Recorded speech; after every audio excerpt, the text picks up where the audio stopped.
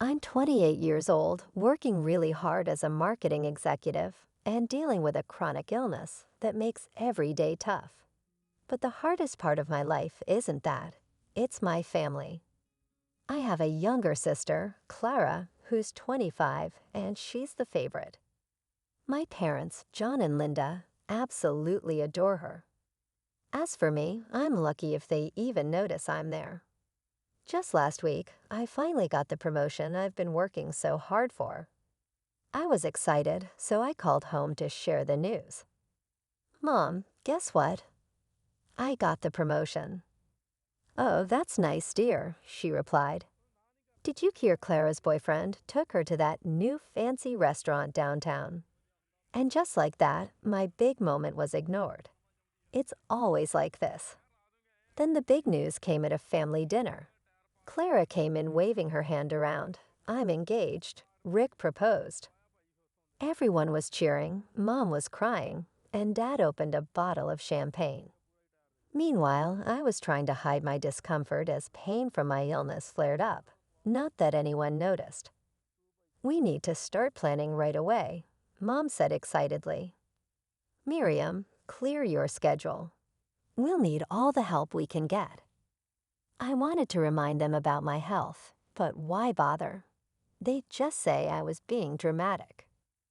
The next few weeks were a blur of wedding catalogs, visiting venues, and endless talks about flowers and dresses. No one really asked my opinion, and when they did, it was quickly shut down. No, Miriam, we can't have lilies. Clara's allergic, remember. Of course I remembered. I was the one who had rushed her to the hospital twice because of it. But if I suggested something that didn't fit Clara's perfect wedding plans, it was immediately dismissed. One day, during one of those exhausting planning meetings, I decided to escape to my favorite coffee shop. That's where I met Ben. He noticed me struggling as I reached for my coffee. Are you okay? He asked, genuinely concerned. For once, someone was actually paying attention to me.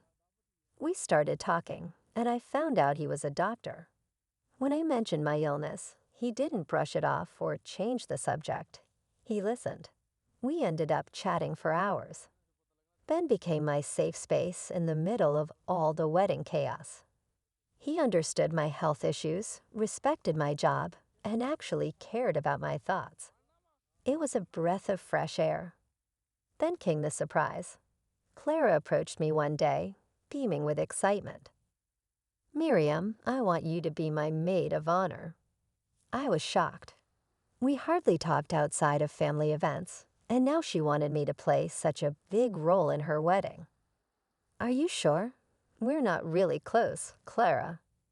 Don't be silly, she said. You're my sister. It's tradition. And there it was, not because she valued our relationship, but because it was what people expected.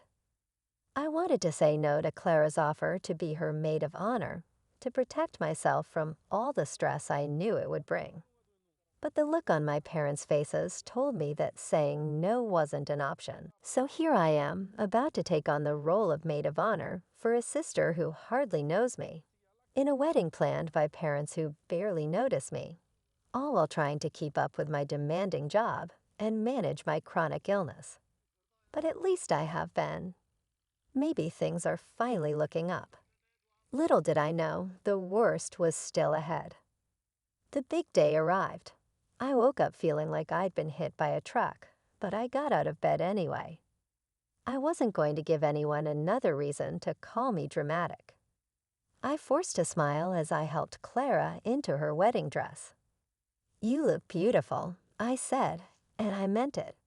No matter what, she was still my sister. Thanks, she replied, barely looking at me. Just don't mess up your makeup crying during the ceremony. I want the photos to be perfect. The ceremony went by in a blur of white lace and teary bows. I stood there holding my bouquet, feeling worse by the minute, but I kept it together. I had to. At the reception, I found Ben sitting at our table. You okay? He asked, holding my hand. You look pale. I'm fine, I lied. Just need to get through this. Suddenly, my mom appeared and grabbed my arm. Miriam, it's time for your speech. Don't embarrass your sister. I stood up, feeling a little unsteady, as I made my way to the microphone. The room was spinning. I opened my mouth to speak, but no words came out. The last thing I remember was the floor rushing up toward me. I woke up to see Ben's worried face hovering above me. "Miriam, can you hear me?" he asked. "What happened?" I mumbled. "You collapsed," Ben said. "We need to get you to a hospital." That's when I heard my mother's sharp voice. "Oh, for heaven's sake, Miriam, get up. You're making a scene." I tried to sit up, but the pain was too much. "Mom, I really don't feel good." "It's probably just nerves," my dad chimed in. "Walk it off." Ben stood up, looking serious. "She needs medical attention right now." Clara rushed over, her wedding dress rustling. "Miriam, what are you doing?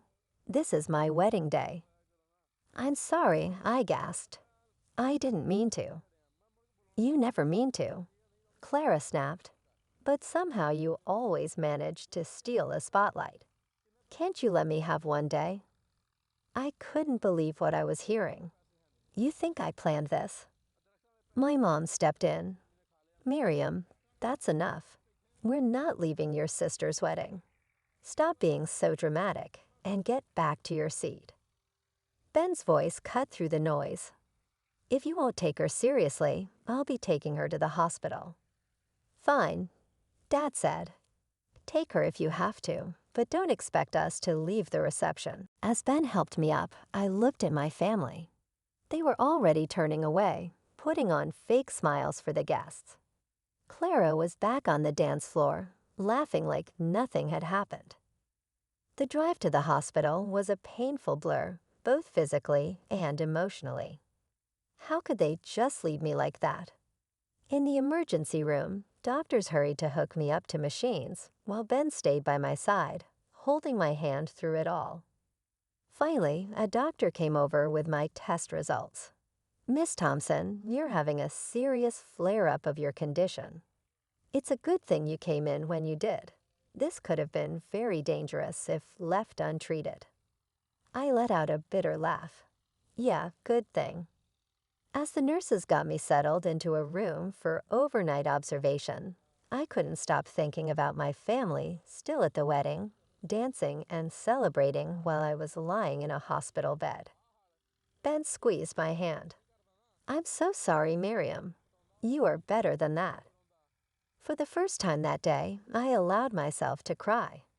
"Why don't they care, Ben? Am I really that unimportant to them?"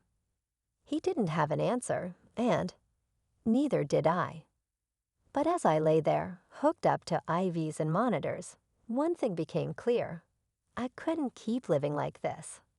I couldn't keep putting myself last for people who wouldn't even leave a party to take me to the hospital. As I drifted off to sleep, I made a promise to myself. Things were going to change. I just had to figure out how. A week in the hospital felt like forever. The only good thing was Ben, who visited every day, bringing me books and keeping me company. Not once did my family show up or even call. When I finally got discharged, I went home completely drained, both physically and emotionally. When I opened the door, Mom, Dad, and Clara were sitting in the living room, acting like it was just another day. "Oh, you're back," Mom said, barely looking up from her magazine. "There's laundry that needs doing." I couldn't believe what I was hearing. "Are you serious right now? I just got out of the hospital." Dad cleared his throat. "About that, Miriam, we think you owe your sister an apology for ruining her wedding." Clara nodded, her face full of fake hurt. "Do you know how embarrassing that was?" Everyone was talking about it. Something inside me snapped. "Apologize?"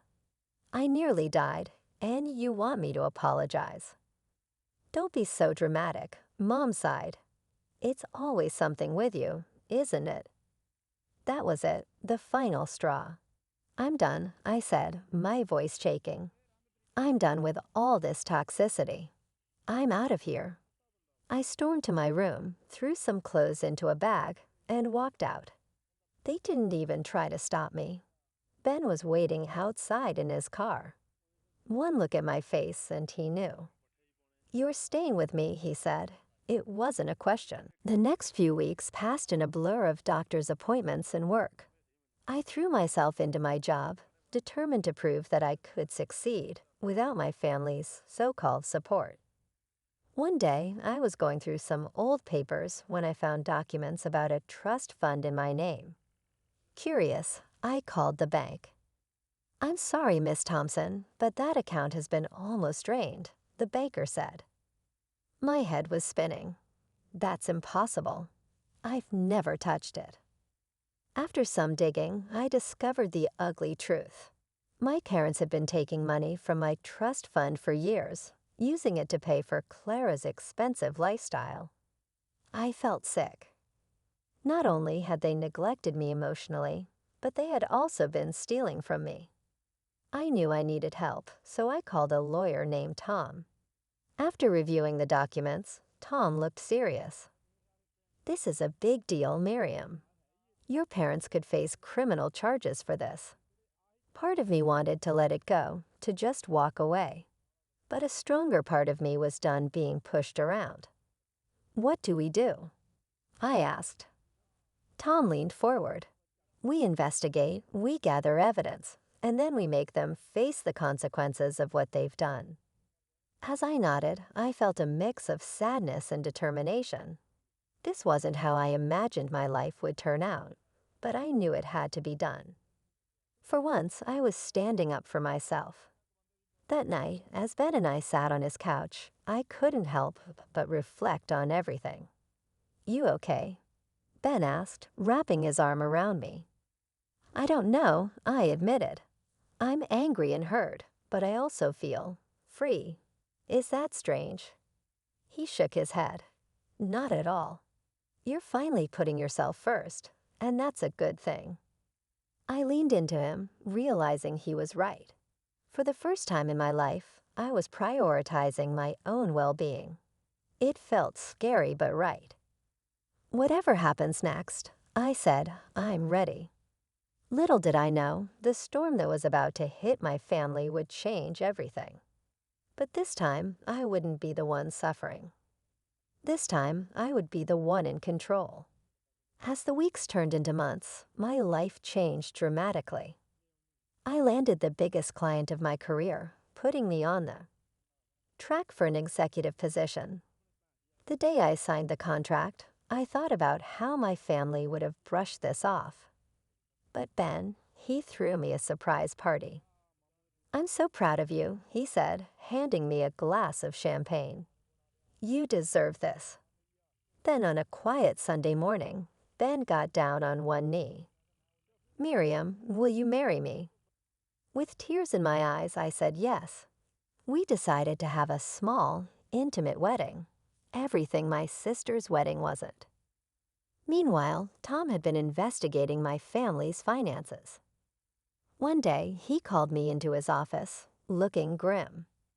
"Miriam, it's worse than we thought. Your father has been embezzling money from his company to fund Clara's lifestyle." I felt sick to my stomach. What do we do? Tom laid out the options, and after a sleepless night, I made my decision. I anonymously tipped off my dad's company about the embezzlement. The fallout was quick and harsh. Dad was fired and faced criminal charges. Our family name, once respected, was now ruined in our community. Then I got a call from Mom. "Miriam, please, we need your help. Your father, the company is pressing charges." I took a deep breath. "I'm sorry, Mom. I can't help you." "But we're family," she cried. "Family doesn't treat each other the way you treated me," I replied, and hung up. Next was Clara. Her perfect life had fallen apart. Rick had left her, and without Dad's stolen money, She couldn't keep up her fancy lifestyle. "Miriam, I'm so sorry," she sobbed over the phone. "I didn't know about the money. Please, can we start over?" Part of me wanted to forgive her, to be the bigger person. But then I remembered all the years of neglect, of always being second. "I'm sorry, Clara. I can't do this anymore. I wish you the best, but I need to focus on my own life now." When I hung up, I felt lighter, like a burden had been lifted. For the first time, I had chosen myself. The day of my wedding finally arrived. It was nothing like Clara's big, over-the-top event. Just me, Ben, and our closest friends in a beautiful garden. As I walked down the aisle, all I saw in Ben's eyes was love. No judgment, no comparison, just pure acceptance. "I do," I said, my voice strong and sure. At the reception, I looked around at the small gathering. These were people who truly cared about me, who had stood by me through everything. My colleague, Sarah, raised a toast. "To Miriam and Ben, two of the kindest, strongest people I know. May your life together be filled with love and respect." As Ben and I swayed during our first dance, I thought about the journey that had brought me here. "What are you thinking about?" Ben asked softly. "I'm thinking about how far I've come," I replied, "and how excited I am for our future." He smiled and pulled me closer. "Me too. I love you, Miriam." "I love you too," I said, and I meant it. Not just the words, but the promise of a life where I was valued, respected, and loved unconditionally. As the night came to an end, I felt a deep sense of peace. My family's actions had consequences, but I no longer felt responsible for fixing their mistakes. I had my own life to live, my own family to build with Ben by my side. Looking at my new husband, I smiled. The road ahead might not be perfect, but I knew one thing for sure. I would face it on my own terms, surrounded by people who truly loved me. And that, I realized, was the sweetest justice of all.